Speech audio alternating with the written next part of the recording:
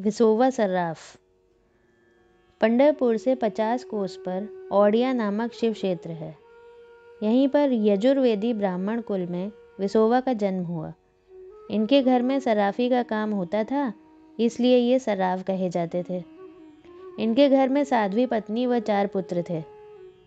ये घर से संपन्न थे, लेकिन इनका जीवन बहुत ही सादा व पवित्र था।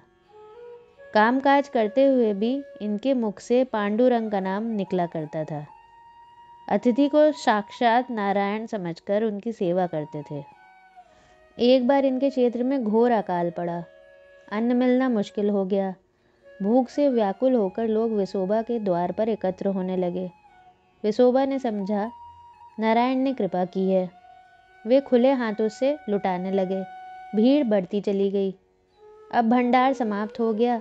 विसोबा निर्धन हो गए, लेकिन भीड़ तो आती ही जा रही थी। इनके घर के गहने, कपड़े, बर्तन सब बिक गए। नगर सेठ से वे एकदम कंगाल हो गए। लोग इनकी हंसी उड़ाने लगे, लेकिन विसोबा को इन बातों की चिंता नहीं थी। वे तो अभ्यागतों के रूप में नारायण की सेवा करते थे। निरंतर बांटते रहने से अब विसोबा के पास कुछ न बचा, तो उन्होंने दूर के एक गांव के पठान से कई हजार रुपए ब्याज पर लिए। वो इन्हें नगर सेठ के रूप में जानता था, अतः उसने रुपए दे दिए। फिर पहले की तरह दरिद्र नारायण की सेवा होने लगी। गांव वालों को जब इस बात का पता लगा, तो कुछ द्वेष करने वालों ने पठान के पास जाकर इनकी वर्तमान दशा बता दी। वो इनके पास आकर रुपए मांगने लगा। इन्होंने कहा कि 7 दिन में दे दूंगा। वो चला गया। जब 6 दिन बीत गए, रुपयों का कोई प्रबंध ना हो सका। रात में जाकर वे भगवान से प्रार्थना करने लगे, हे प्रभु, आज मेरी लाज आपके हाथ में है।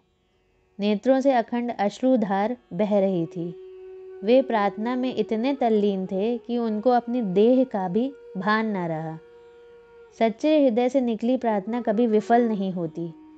लीलामयी भगवान ने विसोबा के मुनीम का रूप धारण किया और समय पर उस पठान के पास पहुंच गए। पठान को आश्चर्य हुआ कि ऐसे अकाल के समय विसोबा को इतने रुपए किसने दिए।